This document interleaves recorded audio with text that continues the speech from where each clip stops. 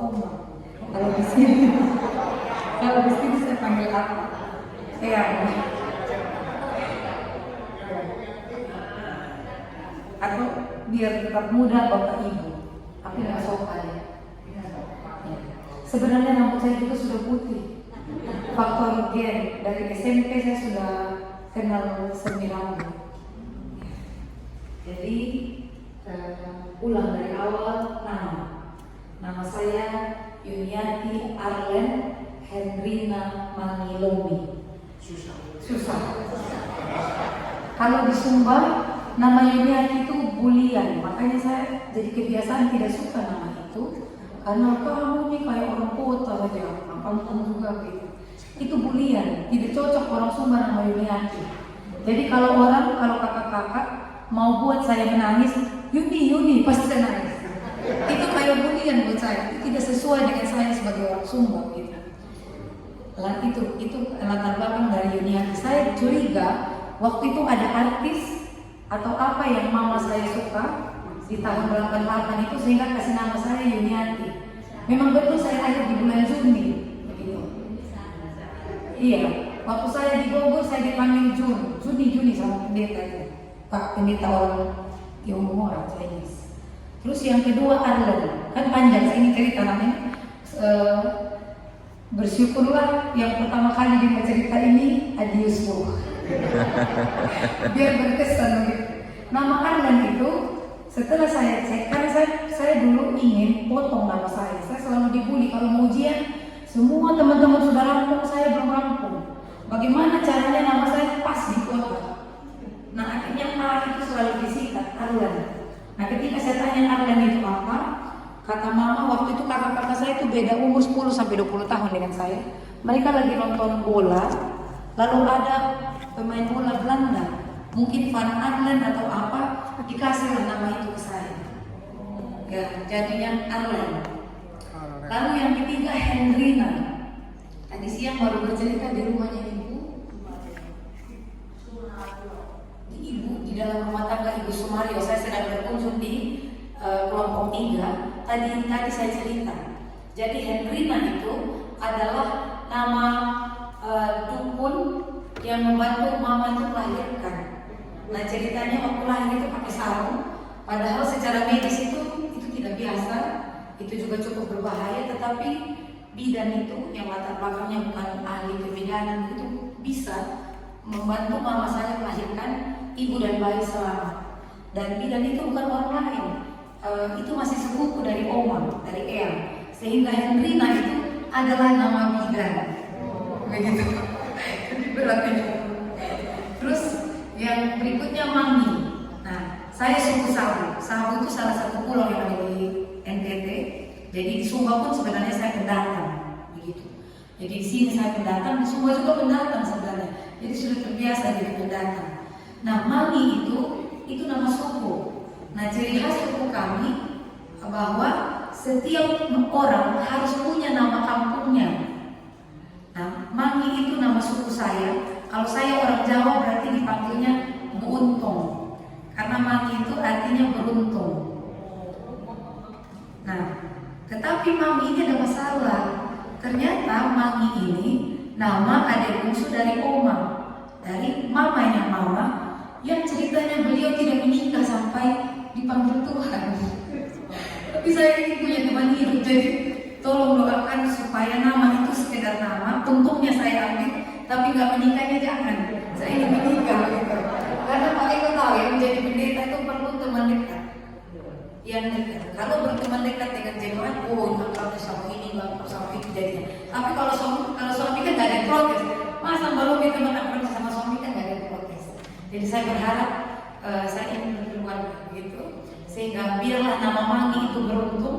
Hari ini juga saya mau menganggap ini beruntung juga dari Tuhan. Ada di tengah opa oma, eyang itu keberuntungan. Tapi jangan yang tidak menikah itu. Waktu itu oma ada rambut saya di sini yang sepotong, tidak panjang sampai hari ini. Persis sekali sama adik saya katanya. Karena suku kami itu mancung, kulitnya gelap seperti orang India, rambutnya panjang-panjang lurus. Saya agak berbeda, hidungnya pesek. Jadi tapi ininya mirip. Jadi oma selalu rindu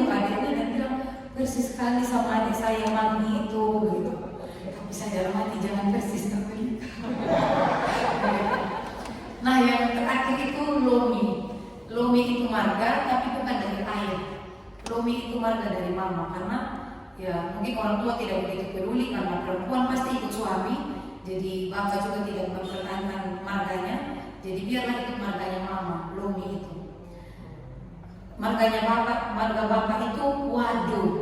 Kalau ada pernah kenal atau pernah dengar Wadu, tulisannya Wadoy, Wadu, begitu. Ya, Wadu. Karena dulu di Bogor saya singkat Yuniati AHM Lomi. Ini asal orang motor yang bapak kan. Sekarang nggak pasti lagi. Yuniati Arlen dan Rina Lomi. Ada pada titik tertentu kalau saya sedang stres dalam tekanan, saya kadang lupa nama saya. Yuniati itu terlalu panjang. Sebenarnya saya ingin sekali dipotong, cuma orang tua tidak mau, dan seperti kata Pak Pendeta tadi pasti bukan hal yang kebetulan. Ini muka saya terang, tapi dengan cerita nama kan jadi cair, gitu kan? Tidak kebetulan. Namanya panjang biar ada lucu-lucu di perkenalan.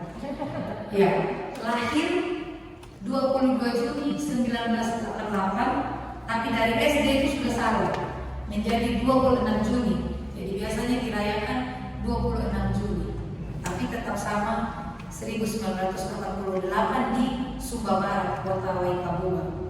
Ada 6 bersaudara, kami 3 perempuan, 3 laki-laki, yang 5 sudah berkeluarga, sudah ada yang punya cucu, yang kakak nomor pertama, sama yang nomor keempat itu sudah ada cucu. Jadi saya sudah ada cucu. Nah, dalam kehidupan suku Sabu, ponaan-ponaan saya panggil saya Mama. Karena nama saya tadi Yuniati, disingkat Mama Un atau Maun. Ya, jadi begitu. Ya, begitu. Kalau di Jogja sama teman-teman pemuda digoda kayak begitu, karena ada ponaan seumuran saya kuliah sama-sama di Duta Wacana. Dia nggak mau tahu di gereja mau begitu. Teman-teman pemuda dengar sampai hari ini pemuda GKJ Brekinasi di Biliran panggil saya Maun, padahal kita teman sebaya. Ya. Terus kalau saya ke Bali, itu ponaan saya sudah punya anak 3, semua mereka panggil saya Oma. Dia di mall di mana Oma, yang itu Oma begitu. Saya sudah biasa juga dipanggil Eyang atau Oma.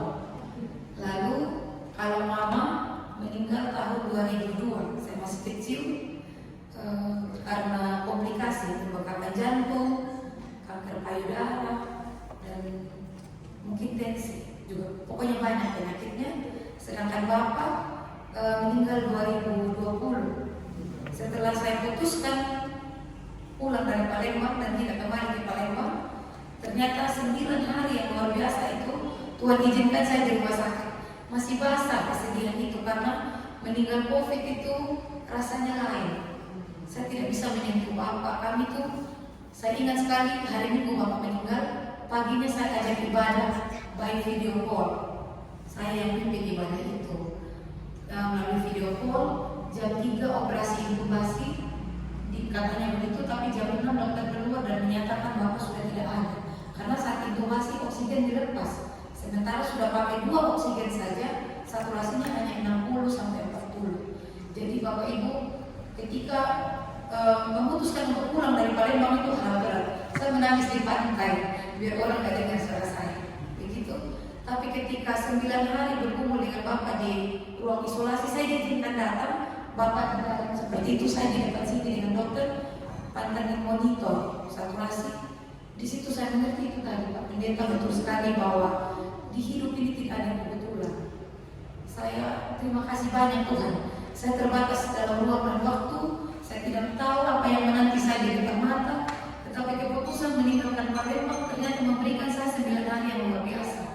Saya mendampingi Bapak saya di dalam doa, di dalam surat. Saya melamar di BNI. Saya lulus, saya kirim surat. Bapak cepat sembuh, biar gaji pertamanya kita makan-makan di tempat yang mahal. Dan saya tunggu di depan layar, saya minta perawatnya baca. Mereka semua sedih, saya juga sedih. Lalu tapi saturasi Bapak itu tidak naik lagi.